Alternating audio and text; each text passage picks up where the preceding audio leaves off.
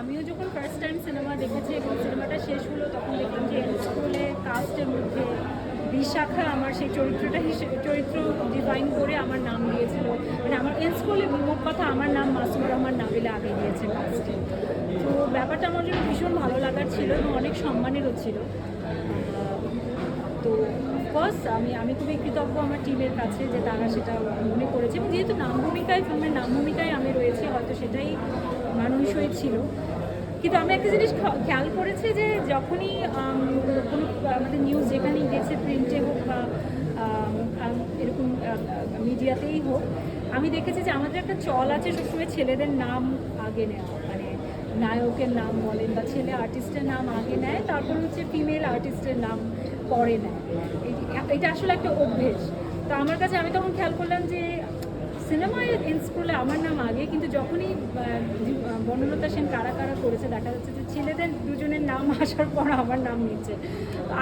I could understand it's just a habit. আমাদের আসলে সেই অভ্যেসটা কালক্রমে মানে অনেক দিন ধরে হয়ে এসছে। কিন্তু আমার মনে হয় আমাদের একটু নজর দেওয়া উচিত যে কোন সিনেমা কী সিনেমায় আসলে কার নাম আগে রাখছে, সেই হিসেবে আমরা যদি নিউজটা একটু সেভাবে করি তাহলে ভালো লাগবে।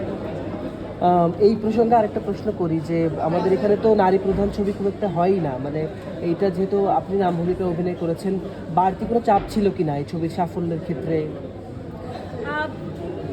নারী প্রধান সিনেমা কি হ্যাঁ, একে হচ্ছে যে হ্যাঁ অবশ্যই নারী প্রধান আপনি এভাবে বলতে পারেন যে এখানে আসলে একজন নারী বলি বনলতা সেন আসলে তো প্রত্যেক নারীর আমি বলবো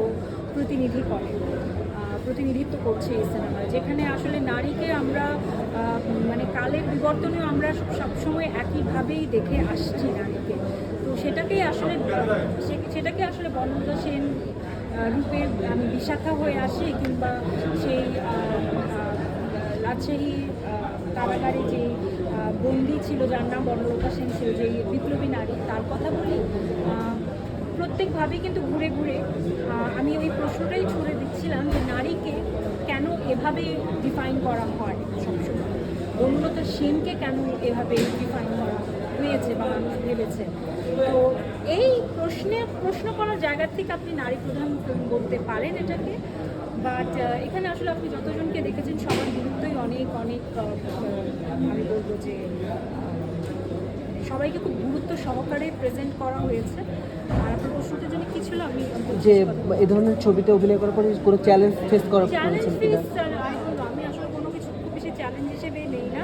আমি শুধু বলবো যে এই সিনেমাটা সবসময় আমি আগেও বলেছি আমার ক্যারিয়ারের একটা মাইল ফলক হয়ে থাকবে। বনলতা সেন নিয়ে এরপরে আবার কখনো কোনো কাজ হবে কি না আমি জানি না, তবে আমি অনেক যারা আমাদের ফিল্ম দেখতে আসে সেই অডিয়েন্সের কাছ থেকে এই একটা রিভিউ আমাকে খুব বেশি কী বলবো আবেগ আপ্লুত করে যখন তারা বলে যে এরপর থেকে বনলতা সেন কবিতা পড়লে আপনার ছবিটা আমাদের মাথায় আসবে, কারণ এর আগে তো এক একজনের কাছে এক এক রকম ছবি আসতো হয়তো। এটা একটা অনেক বড় পাওয়া জিনিস। আপনি খুব কম কাজ করেছেন, কিন্তু আপনি কি মনে করেন যে আপনার সিনেমা ভাগ্য খুব ভালো?